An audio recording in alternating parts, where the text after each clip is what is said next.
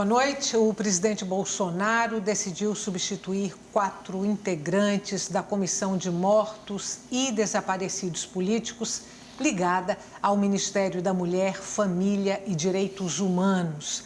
A medida foi anunciada depois da repercussão de um pronunciamento do presidente sobre o desaparecimento do estudante pernambucano Fernando Santa Cruz, uma das vítimas da repressão política da ditadura militar brasileira. O pronunciamento de Jair Bolsonaro foi dirigido ao presidente da OAB, filho de Fernando Santa Cruz. O Opinião Pernambuco de hoje fala sobre os porões do regime militar e o caso Fernando Santa Cruz. Participam Túlio Velho Barreto, pesquisador da Fundação Joaquim Nabuco, Marcelo Santa Cruz, da Comissão de Justiça e Paz da Arquidiocese de Olinda e Recife, e também Roberto Franca, que integrou a Comissão Estadual da Memória e da Verdade, Dom Helder Câmara. Você pode participar, a gente quer que você participe do programa, enviando perguntas e comentários para o nosso número de WhatsApp. Anote aí, 81 98 8 30 70 e 98. Não esqueça de colocar o seu nome e local onde você mora no envio da mensagem. Este programa também está sendo exibido pela internet no endereço ufpe.br/NTVRU e no aplicativo UFPE Play. Boa noite. Muito obrigada pela presença de vocês hoje aqui no Opinião Pernambuco. Eu vou propor que a gente comece repercutindo essas mudanças que estão sendo feitas aí na Comissão de Mortos e Desaparecidos Políticos. Eu falei em 4 substituições, seriam 5, caso a última indicação da ministra Damares não tivesse sido barrada pelo Ministério Público. Então, dos 7 integrantes, 4 já foram substituídos e o 5º foi barrado. Eu queria repercutir isso já trazendo aqui para vocês a informação do governo de que essas mudanças não têm nenhuma ligação com o embate entre o presidente Bolsonaro e o presidente da OAB, Felipe Santa Cruz, e também com a declaração do novo presidente da comissão, que disse que essas mudanças estão sendo implementadas para agilizar o trabalho da comissão. Túlio, por favor, vamos começar repercutindo essas mudanças. Bom, a primeira coisa que a gente tem que dizer é que é evidente que há uma relação, né, entre o caso da declaração do Jair Bolsonaro, né, em relação ao presidente da OAB, Felipe Santa Cruz. É evidente que é uma retaliação, né, ao Felipe, né, em função de ser filho de Fernando Santa Cruz, e as posições que vêm sendo adotadas, né, não só pelo próprio Felipe, mas pela sociedade como um todo, né? Quer dizer, vários setores, à direita, à esquerda, ao centro, vários setores se manifestaram contra a declaração do Jair Bolsonaro. Né? Por um lado, por uma questão política, né, negar uma história, né, fazer uma acusação que não há prova nenhuma, né, levantando suspeitas sobre as circunstâncias da morte do Fernando Santa Cruz. Então, tudo isso levou a sociedade a se posicionar em vários setores, como eu chamei a atenção. É importante a gente destacar, Estela, que essa comissão é uma comissão criada ainda nos anos 90, né? Quer dizer, ela antecede a Comissão da Verdade, a Comissão Nacional da Verdade, que foi criada aí já posteriormente nos governos do PT. Ela é, então, o governo de Fernando Henrique Cardoso? Fernando Henrique Cardoso, exatamente. A gente tem sempre que chamar atenção para um fato. Né? No final de regimes de exceção, como no Brasil, é natural que se espera que se crie o que a gente chama de justiça de transição. Né? O que seria a justiça de transição?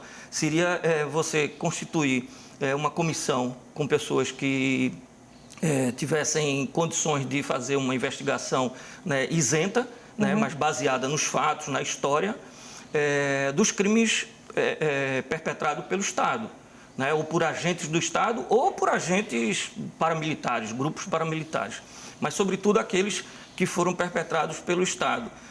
E fazer investigação, né, fazer uma reparação àquelas pessoas que foram atingidas, se vivo estivessem, ou seus familiares, e indicar, às vezes até propor punições, ou indicar a possibilidade de investigação no âmbito da justiça, né, para que essas pessoas sejam punidas.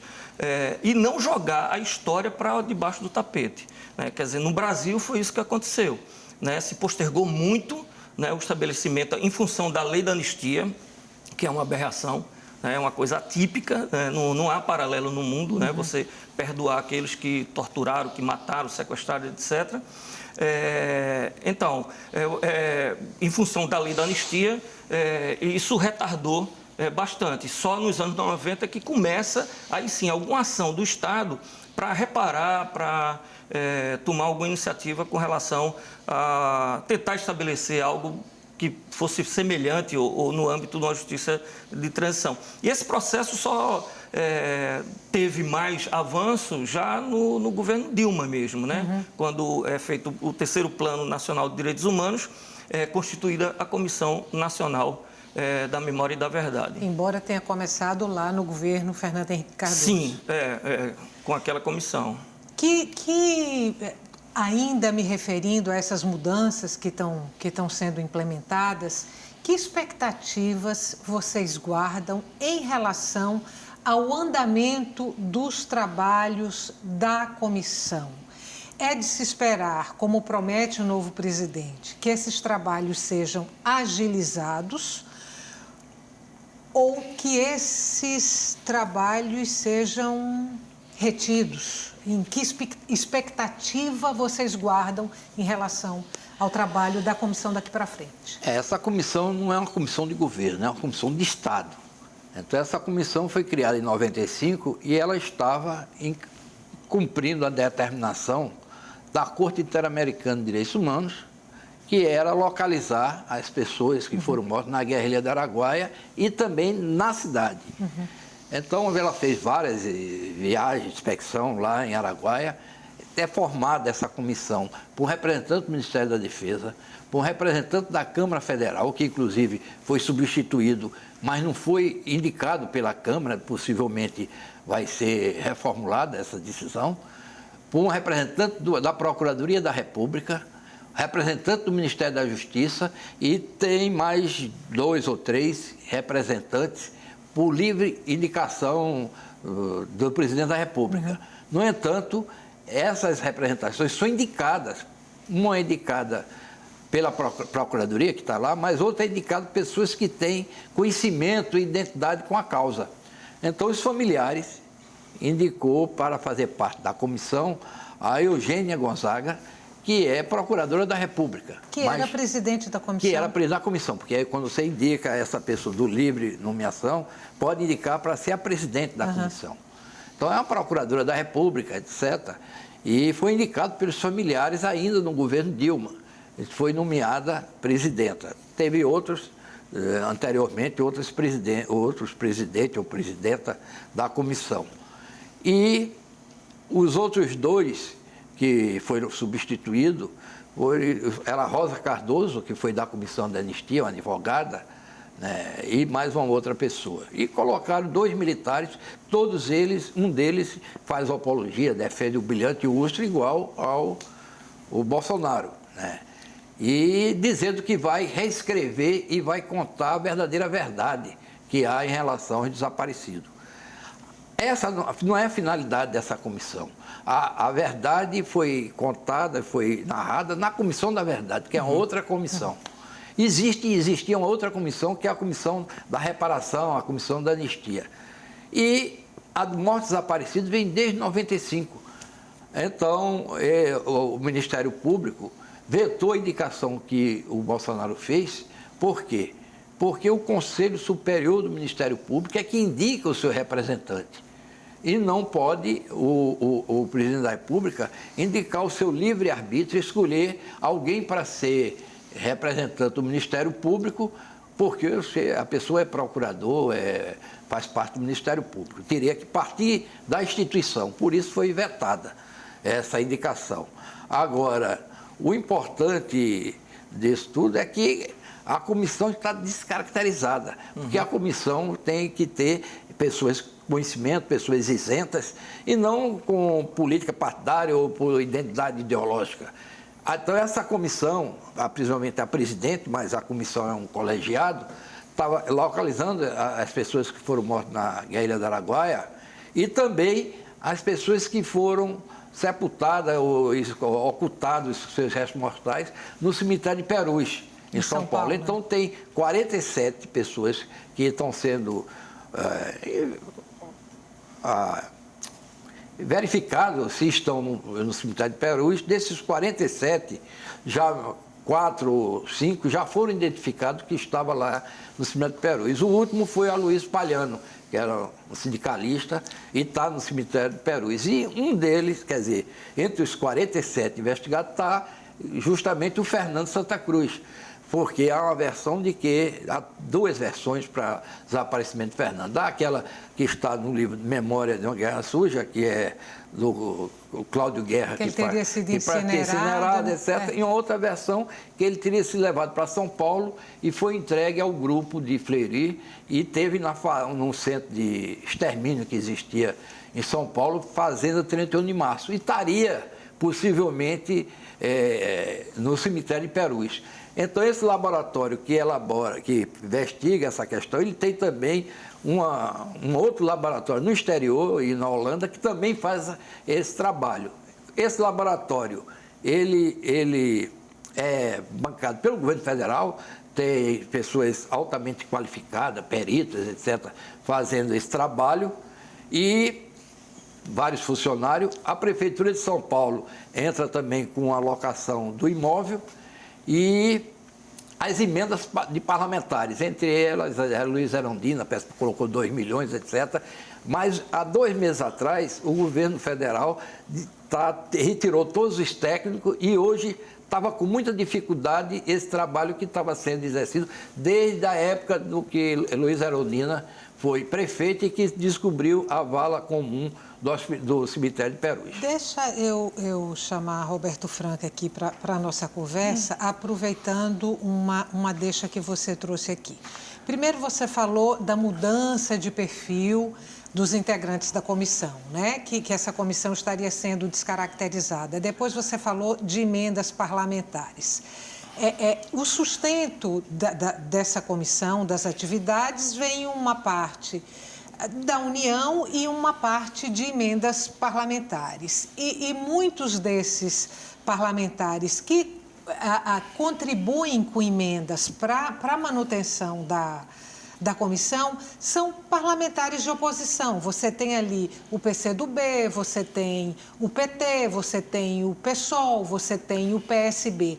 É de se esperar que esses partidos continuem favorecendo a comissão dos mortos e desaparecidos políticos com essa mudança de perfil nos seus integrantes?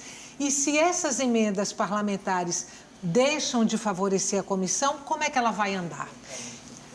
Nosso tempo está curto, eu vou te pedir para ser breve. Eu entendo que essas emendas não serão mais necessárias, porque essa comissão, ela praticamente ela não vai prosseguir nas investigações.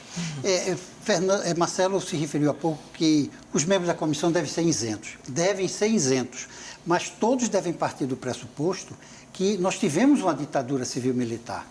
Aqueles que desconsideram, acham que não tivemos ditadura civil-militar no Brasil nesse período a partir de 64, não podem integrar uma comissão para procurar os mortos desaparecidos causados por esse regime. De forma que eu conheço o funcionamento de comissões, acho que essa será fadada a encerrar suas atividades e, se ela tiver velocidade, ela será uma velocidade no sentido contrário. Ela não vai atuar naquele sentido para a qual foi criada, que era procurar indícios de mortos e desaparecidos. Eu acho que ela vai ser uma comissão que vai querer encobrir a verdade ou desfocar o sentido para o qual foi criado. Eu vou pedir uma orientação aqui sobre o tempo. Bom, o tempo desse bloco acabou, a gente vai fazer um intervalo rápido, não saia daí. O tema de hoje do Opinião Pernambuco são as mudanças que estão sendo implementadas aí na Comissão de Mortos, que investiga o desaparecimento de presos políticos, mortos e desaparecidos políticos. E também vamos falar sobre o caso Fernando Santa Cruz. Até já.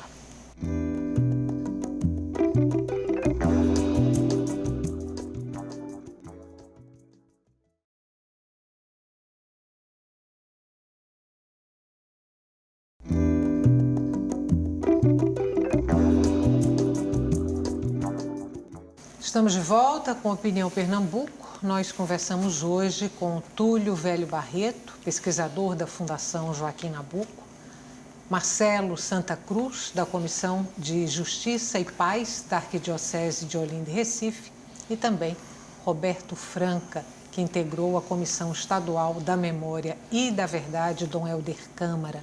O tema do nosso programa são os porões do regime militar brasileiro e o caso Fernando Santa Cruz, estudante pernambucano que consta na lista dos 434 mortos e desaparecidos políticos apontados pela Comissão Nacional da Verdade. Lembrando que você pode participar enviando perguntas e comentários para o nosso número de WhatsApp. Anote aí, 81 988 30 70 98. Não esqueça de colocar o seu nome e local onde mora no início da mensagem. Este programa também está sendo exibido pela internet no endereço ufpe.br/NTVRU e no aplicativo UFPE Play.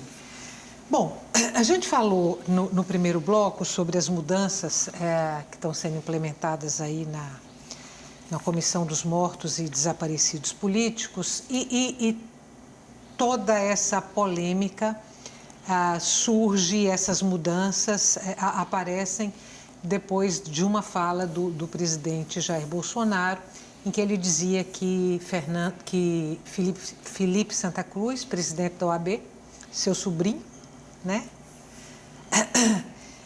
Que se ele quisesse saber como o pai tinha desaparecido durante o regime militar, ali em 1974, ele poderia contar. Essa fala do presidente reverberou e a primeira pergunta, eu queria repercutir isso, a primeira pergunta que eu te faço, Túlio, é se de todas as declarações que foram feitas até agora pelo presidente Bolsonaro, que foram negativas para a imagem do governo, se essa foi a de maior prejuízo, a de maior reverberação. Eu teria que pensar um pouquinho, né? Porque, enfim, é um vulcão de declarações despropositadas, irresponsáveis, né? Disparatadas, sobretudo para o cargo que o Jair Bolsonaro ocupa, né? Então, mas de toda forma, eu acho que é uma declaração que causa um impacto muito grande e que tem mobilizado, como eu falei inicialmente, amplos setores da sociedade. Quer dizer, partidos mais à direita e partidos à esquerda, centro, intelectuais conservadores, intelectuais progressistas, entidades diversas, né, têm se posicionado também com relação à declaração. Porque é uma declaração grave em vários sentidos. Uma é que se o Jair Bolsonaro tem algum tipo de conhecimento, né, do desaparecimento, da prisão, do sequestro, da forma como alguém foi assassinado pelo Estado, né, pelas Forças Armadas, pelo Estado. Se ele tem alguma informação, ele teria a obrigação de prestar essa informação, né, tanto à Comissão da Verdade como à própria Justiça. Quer dizer, acobertar um crime é algo que é passível, está tipificado nos códigos na área do direito. Então, ele teria uma responsabilidade. Outra é que todos os fatos, né, já consagrados na história mostram que o que ele diz é uma inverdade. Quer dizer, então é uma irresponsabilidade enorme o presidente da República ir para a TV ou nas redes sociais, em qualquer lugar, fazer uma declaração daquela natureza. Por outro lado, tem a questão que mexe com a humanidade das pessoas, né? Esse senso de solidariedade, de humanidade que a gente deve preservar, quer dizer, e que está vendo se perder aí. E o presidente da República é um grande exemplo disso. Quer dizer, mexe porque todos nós temos, ou já temos pais, né? Cada um de nós, quer dizer, familiares. Né? E a perda de um familiar é uma coisa muito dura, em quaisquer circunstâncias, sobretudo quando da forma como o Fernando Santa Cruz foi sequestrado, foi morto, né? E seus restos mortais foram escondidos pelo Estado. Então, eu acho que talvez seja a mais grave declaração que ele ofereceu aos brasileiros e às brasileiras. E que parece que não tem fim, né? Parece que ele vai dar consequência a essa declaração com outras relacionadas a esse episódio e a questão dos desaparecidos, dos mortos. Marcelo, Felipe Santa Cruz, presidente da OAB, filho de Marcelo Santa Cruz. Fernando Santa Cruz, que é seu irmão, que foi seu irmão, Marcelo. Felipe entrou com ação no STF pedindo para que o presidente, então, tornasse público aquilo que ele diz saber sobre o desaparecimento do pai, Fernando Santa Cruz. A minha pergunta para vocês, enquanto família, que expectativa vocês guardam em relação ao resultado dessa ação? Se o presidente da República poderá revelar coisas que são de interesse da família até hoje, porque não sabe das circunstâncias da morte de Fernando Santa Cruz e o paradeiro do corpo. Nós recebemos essas declarações do presidente Bolsonaro como conversa dos porões da ditadura e não como palavra de um chefe de Estado, comandante das Forças Armadas. Porque o caso de Fernando tornou-se emblemático. Hoje é motivo de livro. Tem a Comissão da Verdade, levantou várias hipóteses da prisão, sequestro de Fernando. Temos documentos da Aeronáutica dizendo que Fernando foi preso pela Aeronáutica, que estava em busca de uma outra pessoa e o Fernando não Nós queria... temos esse documento aqui. Enquanto você fala, Marcelo, enquanto você vai falando, eu vou pedir para a produção do programa, a direção do programa, por favor, colocar no ar esse documento aí da Aeronáutica. Pronto, pode falar, Marcelo. Esse documento da Aeronáutica diz justamente que Fernando estava sendo investigado, estava sendo procurado pelos órgãos de segurança e que teria sido preso no dia 23 de fevereiro porque eles queriam chegar ao Jair Ferreira de Sá, o Dori, e a Doralina Rodrigues de Carvalho. Essa história está, inclusive, nesse livro que foi feito 10 anos após a prisão de Fernando. Vou mostrar Mas daqui agora a pouco. É um documento oficial, né, secreto, da Aeronáutica, que revela toda a busca em relação a Fernando e a perseguição. Então, esse caso dele ter feito essa crueldade com a família e com o Felipe, à época, tinha 1 ano e 10 meses do sequestro do pai, e Fernando tinha acabado de fazer 26 anos. Então, era um jovem, e é como o Felipe disse aí no programa, que hoje, ele está com 47 anos, poderia ser o pai o filho poderia ser o pai do pai dele, né? Falou isso, acho que segunda-feira no Roda Viva. Porque ele ficou colocando. Então, é uma crueldade toda a prova a pessoa levantar um fato desse e de maneira irresponsável, dizendo que sabe as razões da prisão de Fernando. Então, o Felipe entrou com a interpelação junto ao Supremo Tribunal Federal. Importante que essa representação, ele havia constituído um ex-presidente da Ordem, o César Brito, mas os outros 12 ex-presidentes do Conselho Federal da Ordem fizeram questão de assinar a petição. Além disso, a família também recorreu à Corte Interamericana de Direitos Humanos, porque o caso de Fernando, em junho de 74, mamãe representou junto à Corte Interamericana o sequestro de Fernando e Eduardo Collier, 2 famílias. E o caso recebeu o número 1844 de 74. E agora o governo, a Corte, pediu várias informações ao governo brasileiro, o governo brasileiro prestou as informações e deu encerrado com a Comissão da Verdade. E agora surgiu um fato novo, então é importante que a Corte interpele o presidente da República para ele declarar o que ele sabe em relação ao sequestro, prisão e desaparecimento de Fernando. No bloco anterior, Roberto, você falou que achava que a Comissão dos Mortos e Desaparecidos Políticos, de certa forma, estava com os dias contados por conta desse novo perfil aí dos integrantes da comissão, que esse trabalho não vai para frente. Se o trabalho dessa comissão, se ele é encerrado, se ele esmorece, qual o prejuízo do ponto de vista histórico, quer dizer, do ponto de vista da verdade? Porque não é só o caso de Fernando Santa Cruz, que está ainda numa zona cinza, numa zona nebulosa. Há muitos outros. Qual é o prejuízo para a verdade, para a história brasileira e, consequentemente, para a democracia brasileira? Sem dúvida, será um prejuízo grande, porque as comissões da verdade, elas foram extintas, elas tiveram um período e, apesar da seriedade, eu posso falar da de Pernambuco, foi a primeira constituição, a primeira comissão criada por lei, pelo governador Eduardo Campos, aprovado na Assembleia, e prorrogado, depois teve o seu mandato prorrogado 2 vezes pelo governador Paulo Câmara e uma vez pelo ex-governador Eduardo Campos.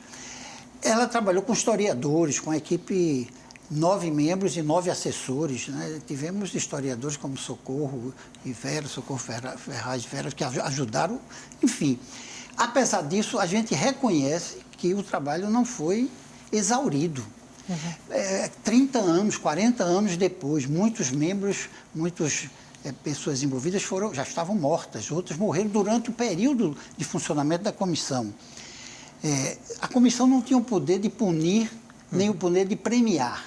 Era uma procura da verdade sem esses instrumentos que o Judiciário tem, o Ministério Público. De forma que há muito que se fazer ainda para se reconstituir a verdade. E a Comissão da Memória, nesse momento, ela vai ficar inviabilizada, né? Porque os seus membros não acreditam que houve uma ditadura, um regime de exceção. E eu queria fazer uma complementação ao que o Túlio falou com relação às declarações do presidente Bolsonaro. Além de todas aquelas razões que o Túlio mencionou, considerando que essa tenha sido uma das mais graves, talvez a mais grave declaração, eu acrescento que, por uma outra razão, Túlio, o presidente tratou de uma maneira de leviana uma questão que a Comissão da Verdade de Pernambuco tratou com muito cuidado. Nós ouvimos centenas de pessoas e muitos parentes das vítimas e dos desaparecidos aqui em Pernambuco. E houve momentos de muita comoção. Pessoas cujos familiares eram tidos como bandidos, terroristas, procurados. E a comissão, como órgão do Estado, reconhecendo o papel de cidadãos, de patriotas que lutaram pelo restabelecimento da democracia. Isso teve momentos na comissão de bastante emotividade, em que os membros conheciam as pessoas, ou conheceram aqueles desaparecidos, conheciam os familiares. De forma que esse é um assunto que tem que ser tratado com muito respeito, com muito carinho. Mas, sobretudo, aquele momento do confronto, né, foi um momento inspirado dentro de um contexto internacional da Guerra Fria, um contexto que já estamos vivendo outro completamente diferente. De forma que o presidente retomar essa questão da maneira como ele fez, desagrada a todo mundo. Veja bem, Estela, As Forças Armadas brasileiras hoje estão dentro de outra perspectiva. Elas não, os seus membros, a sua oficialidade não teve nada a ver com a repressão daquela fase da ditadura. São oficiais que estão... Eu tive contato com vários, quando eu estava na Câmara dos Deputados, preocupados com o futuro do Brasil, com a estratégia de desenvolvimento, de segurança, preocupações de outra natureza. O Brasil está com sérios problemas econômicos e sociais, de forma que retomar essa questão. Você acha colocar que na ordem do dia... O presidente está retomando um aspecto negativo que acompanhou as Forças Armadas naquele momento e trazendo para o presente. Para o presente, e isso desagradando a todos os setores. Eu ouvi declarações de pessoas de direita. O presidente faz isso se assumindo como homem de direita. Até há poucos anos, o pensamento de direita no Brasil sempre houve, mas era um pensamento, eu diria, enrustido. Não é? Defender o que tem se defendido hoje não acontecia. As pessoas se envergonhavam de fazer declarações dessa natureza. Mas ele, em função disso, ele retoma questões de uma maneira que traz um clima, né, que nós gostaríamos de estar sepultado. Não a verdade dos fatos, mas aquele clima de animosidade que não corresponde ao momento contemporâneo da vida brasileira. Então, eu acho que ele desagradou, inclusive, as Forças Armadas brasileiras, que querem, né, cumprir o seu papel constitucional e não são responsáveis por uma ditadura que a Comissão, muito bem, de Pernambuco definiu como civil-militar. O golpe teve participação civil e deu respaldo civil naquele momento. Claro, houve um respaldo civil para o golpe. E os militares que participaram, e não foram todos os responsáveis pelas torturas, muitos militares foram afastados, foram punidos. Eu mesmo conheço um coronel pernambucano, Antão, Roberto, que teve... Vou ter que te interromper por conta do nosso intervalo. É curtinho, a gente volta daqui a pouco. Até já.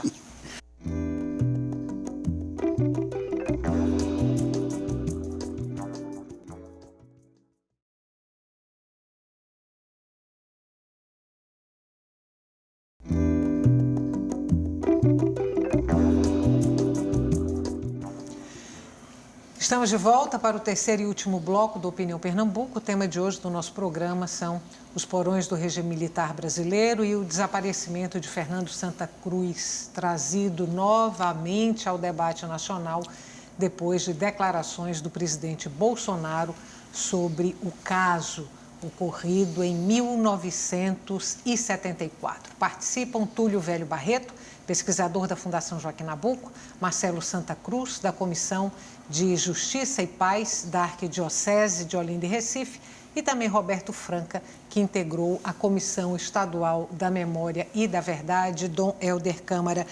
Antes da primeira pergunta, deixa eu só trazer aqui para vocês o comentário de Renato Gomes, parabenizando pelo programa, pelo tema escolhido para ser debatido hoje aqui. Bom, o caso Fernando Santa Cruz, desaparecido em 1974, num sábado de carnaval, ganhou repercussão nacional, internacional, mobilizou personalidades, instituições. Naquele momento, o país tinha um único partido de oposição, que era o MDB, o partido do governo Arena, o partido de oposição, o MDB. O MDB teve um papel estratégico para tentar elucidar esse caso Fernando Santa Cruz e outros similares? Teve um papel muito importante, né? Enfim, o MDB, naquele momento, que era a oposição tolerada, né, pelo regime militar, ele agregava, vamos dizer, democratas até no espectro, né, democratas até uma esquerda, vamos dizer, mais radicalizada, que defendia uma transformação da sociedade através mesmo de uma revolução, né, social. Então, era uma frente ampla da oposição, Tinha as organizações clandestinas, né, que atuavam e tudo, mas alguns membros dessas organizações até atuavam dentro também do MDB. Então, era o partido onde se podia fazer funcionar uma caixa de ressonância da sociedade, denúncias. E aí a gente teve em Pernambuco diversos parlamentares que faziam as denúncias. Marcos Freire teve um papel estratégico. Marcos Freire é um deles, Jarbas Vasconcelos, recentemente, inclusive, se posicionou em relação a esse episódio, né? Ele que fez a denúncia do desaparecimento, né, do Fernando Santa Cruz na ocasião. Quer dizer, tinha vários parlamentares que trabalhavam, né? O próprio Fernando Lira também, né, cumpria um papel importante, e vários outros. Então, o MDB cumpriu esse papel. Vamos dizer, do ponto de vista institucional, era o canal que a sociedade tinha, através de um partido, como eu falei, a oposição tolerada, para se manifestar e defender desde o retorno da democracia, defendia a Assembleia Nacional Constituinte e fazia todas as denúncias que chegava àqueles políticos que atuavam, então, no Congresso Nacional e nas Assembleias Legislativas, na Câmara Municipais. Então, cumpriu um papel, sim, muito importante naquela ocasião. Marcelo. Muito diferente do MDB, que a gente passou a ver como o PMDB na reforma partidária e hoje o MDB. Quer dizer, historicamente não dá para confundir uma coisa com a outra. Ali era uma frente ampla e tinha um propósito que era o retorno da democracia ao país. A família sofreu muito, obviamente, com o desaparecimento de Fernando, a morte de Fernando, novo ainda, aos 26 anos, como você colocou. A sua mãe passou a vida inteira lutando para ter informações sobre o filho. Eu vou aproveitar, inclusive, deixa eu mostrar aqui esse livro, Onde Está Meu Filho, que é o livro que resgata a história, né, de Fernando Santa Cruz e a busca da família, principalmente da sua mãe, para ter notícias do filho. Bom, então, uma coisa extremamente dolorosa para a família. A minha pergunta para você é a seguinte. É claro que essa situação agora, envolvendo o presidente Bolsonaro e envolvendo Felipe Santa Cruz, presidente da OAB, põe esse caso de novo no olho do furacão. Ontem, eu li um artigo de um jornalista do Paraná, se referindo ao caso, em que ele chamava Fernando Santa Cruz de terrorista e acusava Felipe Santa Cruz, presidente da OAB, filho de Fernando, de estar usando a instituição trazendo a instituição para questões pessoais. A minha pergunta para você é a seguinte: depois de tanto sofrimento, a família está preparada para começar tudo de novo? Porque é de se esperar que venha mais embate por aí.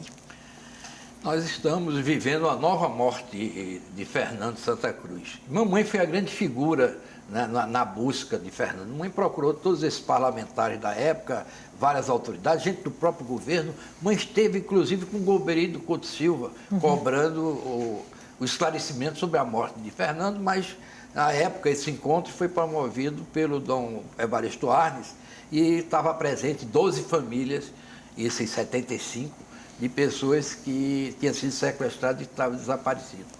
E a única resposta que a gente recebeu de Golbery foi uma resposta atravessada, dizendo que naquela gaveta cheirava 27 cadáveres. Essa informação é extraoficial, mas o Golbery não respondeu, como também, tempos depois, essas informações eram obtidas através das informações que a gente obteve extraoficialmente. Esse livro que você mostrou foi feito aos 10 anos do desaparecimento de Fernando. E foi feita uma reedição aos 25 anos do desaparecimento, já no governo de Eduardo Campos, que foi feita a reedição. Pela CEP. CEP. Hoje encontra-se esgotada essa edição desse livro. Mas esse livro retrata mais ou menos o que foi apurado com documentos oficiais através da Comissão da Verdade. O caso de Fernando foi investigado na Comissão da Verdade de Pernambuco, porque ele teve uma atuação em Pernambuco, no Rio de Janeiro, onde ele era estudante de Direito da Universidade Fluminense e teve uma atuação política no Rio, em São Paulo, onde ele havia sido aprovado na seleção pública do Departamento de Água, Energia e Elétrica durante já uns 6 meses antes de seu desaparecimento, e na Comissão Nacional da Verdade.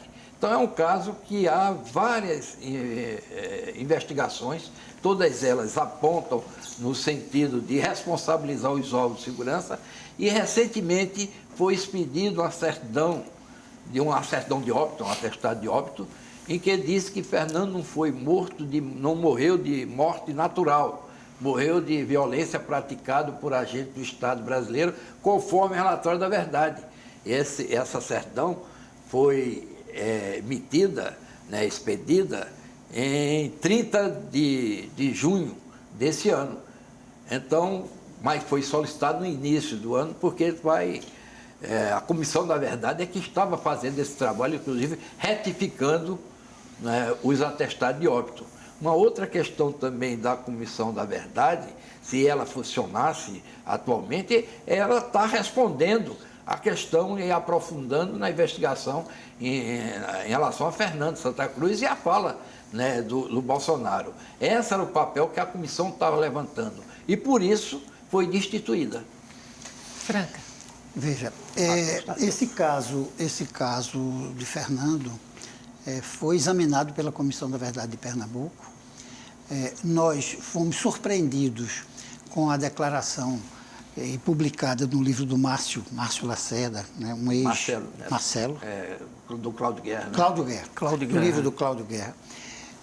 Que é um ex-delegado da Polícia do Espírito Santo, que muito polêmico, tem várias mortes e tal. E no livro, para surpresa, foi uma coisa surpreendente, eu acredito que a família também teve um impacto enorme, ele noticiou que ele havia sepultado 10 militantes políticos cremados, foram levados para um forno de uma usina no Rio e cremado. Então, nós intimamos para que o Cláudio Guerra viesse depor na comissão. Fizemos uma sessão reservada na comissão, havia as sessões públicas e algumas reservadas. Ele veio, ele estava sob acompanhamento judicial, a juíza do Rio autorizou, a São Paulo, não, do Espírito Santo, veio até com o secretário de Justiça do Espírito Santo, acompanhando ele. E o depoimento do Cláudio não foi muito convincente, não foi convincente em vários aspectos, não só sobre o caso de Fernando, mas também sobre um outro militante que ele disse que veio matar em Pernambuco. Mas, sobretudo, no caso específico de Fernando, no livro ele declarou que foram 10 corpos que ele tinha levado para a usina. E eu perguntei como ele identificava os corpos, porque ele disse que vinham ensacados.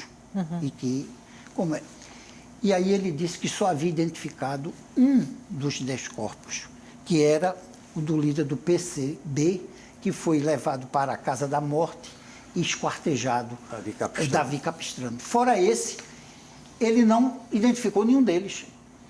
E eu perguntei por que ele afirmou isso. Pelas datas dos desaparecimentos, ele concluiu que aqueles outros 9 haviam sido cremados. De forma que ficou muito frágil, né? Essa coisa, quer dizer, ele não confirma, a hipótese passa a existir. De forma que a família, como o Marcelo falou, a família teve naquele momento uma nova morte.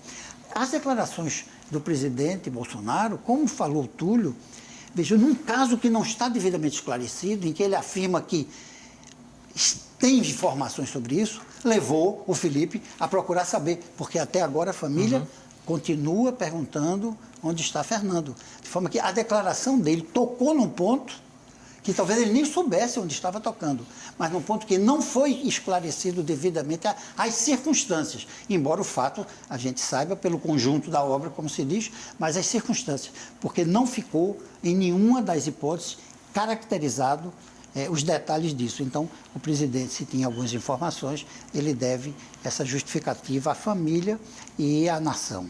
Eu falei que a sua mãe tinha passado a vida inteira lutando, né, para ter notícias do paradeiro do filho.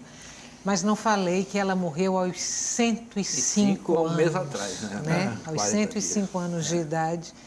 E até o fim tentando ter notícias do filho. Vocês acreditam, Marcelo, na elucidação desse caso? Não, a informação que ele tem é essa que está no livro, é essa da aeronáutica que informou, né? Essas são as verdadeiras. E a investigação que está sendo no cemitério de Peru, e se continuar, é possivelmente que se encontre Fernando lá, porque há informações concretas que ele teria sido levado para São Paulo. Muito a se estudar ainda e se falar sobre esse período da vida brasileira, a ditadura militar e principalmente, Túlio, sobre o que a gente está chamando aqui dos porões da ditadura militar, que é essa prática da tortura e da perseguição política. Ah, sim, sem dúvida, né? Como eu falei inicialmente, a gente só tardiamente partiu para o estabelecimento que se chama Justiça de Transição, com as medidas lá nos anos 90, a constituição da Comissão dos Mortos e Desaparecidos. E depois com os sucessivos planos nacionais de direitos humanos, até a criação da Comissão da Memória e da Verdade. Quer dizer, muito tardiamente o Brasil começou. E isso é uma perda enorme, como o Roberto falou. Quer dizer, muitos já morreram, já não têm mais condições de dar depoimento, de identificar documentação, etc. Então, se perdeu muito. Mas, portanto, se tem muito a ser investigado ainda, né? É lamentável que o presidente da República venha, nesse momento, contribuir para que o trabalho da comissão que ainda existe, que é uma comissão permanente, até que se elucide todos os casos dos mortos e desaparecidos, já que a da memória e da verdade ela tinha um prazo para fazer o trabalho, essa comissão seja agora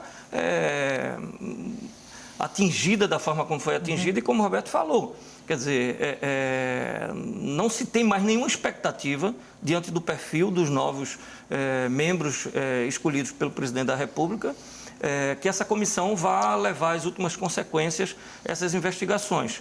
Então, se perde muito do ponto de vista de mostrar o que aconteceu no período, sobretudo para que os jovens, pessoas mais novas que não viveram aquele período, possam avaliar, né, compreender e avaliar o que é viver sob o estado de exceção, sob uma ditadura militar, para que a história não se repetisse. Quer dizer, os alemães e a humanidade, de um modo geral, fazem muito bem lembrar o Holocausto. Quer dizer, na perspectiva, não é porque é bom lembrar, mas é porque a história, vamos evitar repeti-la, né? No Brasil, guardadas as devidas proporções, evidentemente, se a gente pode dizer que teve um período que representasse para a gente o que representou o Holocausto para a humanidade, é o período da ditadura militar. Né, quando brasileiros e brasileiras foram retirados dos seus lares, foram sequestradas, foram torturadas, né, foram mortas, assassinadas, executadas e seus corpos foram escondidos. Né? Então, infelizmente, a gente ainda tem muito o que trazer à tona dessa história. Eu tenho 30 segundos, Marcelo, vou passar esses 30 segundos para você. Além do caso de Fernando de Santa Cruz, que outros casos similares a gente tem com pernambucanos, para a gente fechar o programa? Mais próximo ao Collier, né? Tem Eduardo Collier Filho, que foi preso junto com ele, Fernando, né? Tem o Rui Frazão, tem o Ezequias Bezerra da Rocha, tem o Ramires Maranhão do Vale, tem o Davi Capistrano, que foi, apesar de ter sido no Rio Mais, viveu aqui em Pernambuco muito tempo, o Irã Lima Pereira, que foi secretário, inclusive, do Dr. Arraes, no primeiro governo, que também é desaparecido, e tem o Luiz Inácio Maranhão, aqui próximo do Rio Grande do Norte, que também viveu muito tempo aqui em Pernambuco, ex-deputado, pessoa que tinha toda uma vida política e muito reconhecido no Rio Grande do Norte. Então, são vários casos. Tem o do Luiz Almeida Araújo, que é irmão de Maria do Amparo, né?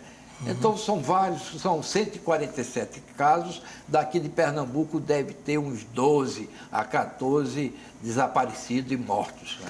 Boa noite mais uma vez, muito obrigada. Falamos sobre um assunto extremamente doloroso.